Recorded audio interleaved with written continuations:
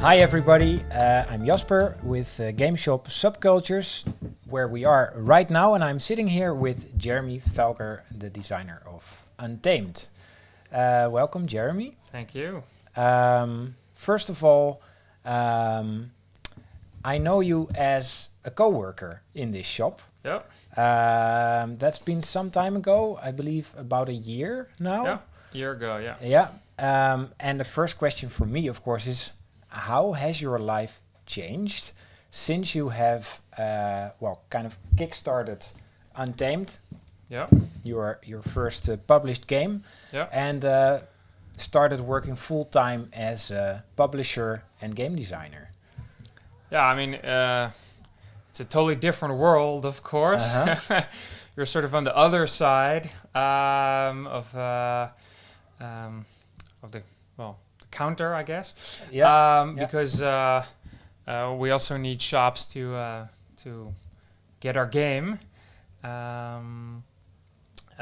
yeah, the whole process, obviously, it's a bit more of a creative process, I would say, and there's also a lot of business and logistical elements involved, because we printed the game in China, and then it has to go on a boat and wind up here and everywhere, because we have backers all everywhere in the world.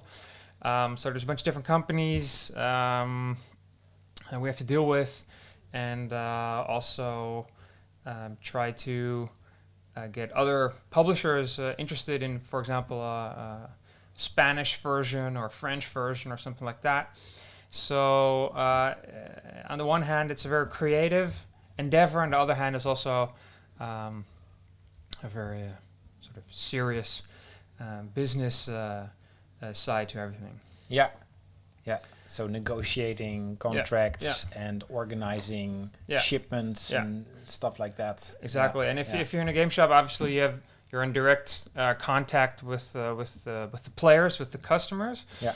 And which is something I love, and that's why we also love going to conventions. Although unfortunately now, due to COVID, that's a bit less of a thing at the moment. But yeah, conventions are normally really the only time where you connect with players. So it's a very important time, but it's also something that I miss sometimes about working in a shop, where you can just have some more touch. So there are many things to ask you about right now, but maybe let's start with going a bit back to the point where you started designing Untamed. Yeah. Maybe this is a good moment to first say a little bit about what kind of game Untamed is. Yeah. And where the idea came from. Yeah. So Untamed is a card battling game, Mm-hmm. similar to something like Hearthstone or Magic the Gathering, something like that. And I always love those kind of games where you build your deck and sort of search for all these different combinations between cards, right? I love searching for combos and pulling off crazy things. But the older I sort of got and the more responsibilities I got, the less time I had for deck building.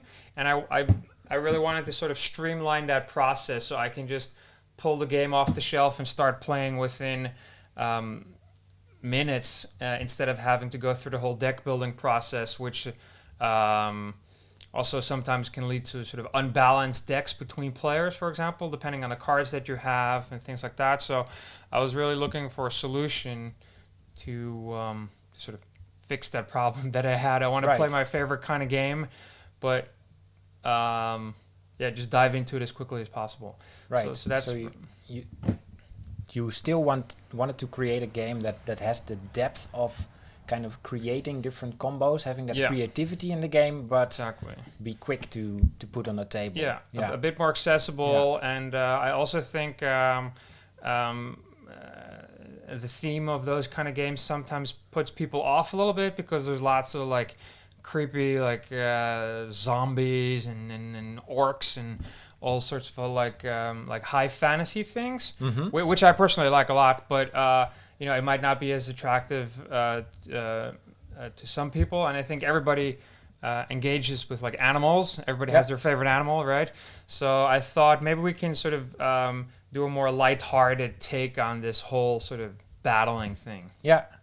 By using animals. Nice. Well, as someone who sees a lot of customers look at games, I have to say that Untamed looks really attractive, and I see many different kinds of customers looking at the game.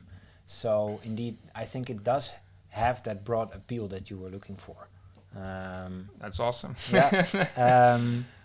So how long did it take to develop or design, I mean, the whole process of creating Untamed? Yeah, we went through, I think, I don't know, it must have been like more than 100 different iterations. There were completely different mechanics in play throughout the process. The resource system was totally different. It was more of a deck builder at some point. But at a certain point, it just sort of clicked, and the focus became a lot clearer. So I think in total, it took about a bit over 2 years to design everything, and then the production, also with all the artwork, and that also took a few more months. Right. Yeah. So a little over 2 years. Yeah. And then from the seed of the game until it was right in front of you. It probably took longer because we still had the Kickstarter and then we still had to print it. So I think in total, everything all together, from idea till a product, probably took about 3 years, I think. Yeah. Wow. That's a long time. Yep. Or maybe it's a short time. Like I'm not a professional game designer myself. Let's skip to another topic. Cool. You didn't design Untamed on your own. No. You have a co-designer. Yeah. Milan. Yeah. And I'm just wondering, like, what does it bring you to design a game together? I love designing together because you can just bounce ideas off each other. And me and Milan particularly have this sort of good cop, bad cop sort of interaction. So where I'm the super enthusiastic guy who brings all the ideas, and then he's the one who will, well, this doesn't really work and this doesn't really fit. And then in the end, we sort of get to a compromise where things make sense. So I really enjoy that interaction and the possibility to just bounce ideas off the other person, because at least I get so many ideas from different sources, and I always want to incorporate everything. Yeah. And then he's the guy who says, well, maybe that's not a great idea, maybe it's a bit too much, and then I tell him, yeah, you're right. So I think it really allows you to analyze the ideas that you're bringing to the table, and see what works. Right. And it also sounds like you can maybe lean into that thing that you bring to the table a bit more, like your enthusiasm, all your crazy ideas, when you have somebody to kind of correct you or streamline your thoughts. Is that do I hear that correctly? Yeah, I think that's true. I think if you're designing by yourself, then you have to be that person yourself. Yeah. Which is probably a bit harder, at least for me, I think. But yeah, now you just have somebody who tells you to sort of stay in line. Because I think the essence of good game design is stripping down, is taking away parts until you have the core left. And sometimes you just get carried away by all the cool things that you could do, but maybe you shouldn't do in a particular game. So let's talk a little bit about although you're co-designing this game, you still have a lot of extra hats on your on your head, because you not just designed the game, but you produced it as well. Yeah. You published it. Yeah. So what's it like to do all these things in creating your own game, to take everything upon yourself or your small team? We're a small company, only 4 guys. It's a lot of work. It's a lot of fun as well. I think It also makes for a nice switch once in a while, because you can just sort of park something and focus on something else, and then when you get back to, for example, designing, you have a fresh look at everything. So I think that's very useful. And yeah, I've learned so much in the past few years that I've been running the company. I'm doing the art direction, so I've learned how to look at art differently. And obviously, I can't really draw, so we have a bunch of freelance artists that we work with. So it's super cool to get to know them, and also how to communicate with them better, and how to communicate your ideas or your vision of the art to them that makes sense to everybody. Yeah. It's very interesting to learn the production side of things, because normally just as a player, you might not sort of appreciate all the effort that goes into bringing a game to your table. And I think now that I've gone through the process myself, I have a lot of respect for all the games in the shop, for example. And I feel the sort of the effort and the struggle that went into getting a game on your table. So I think that's very cool to see and find out how it works. Ja. Even Marieke binnenlaten. Ah. Hey, even binnen. Hallo. Hey. Hi. Ik ga maar verder met film hoor. Maar Yes. ik kan even door beeld. Over 5 minuten is het 11 uur. Ja. 4 uur. Er zijn nog zoveel vragen die ik wil stellen. Dat is echt nice. We lopen wel eens uit en we houden ook even dat we echt klanten verzamelen. Dus daar Ja. hebben we volgens mij niet moeten wachten. Dus volgens mij kunnen we 5 minuutjes rekenen Nou, als echt oké, mensen, let's see. Cool.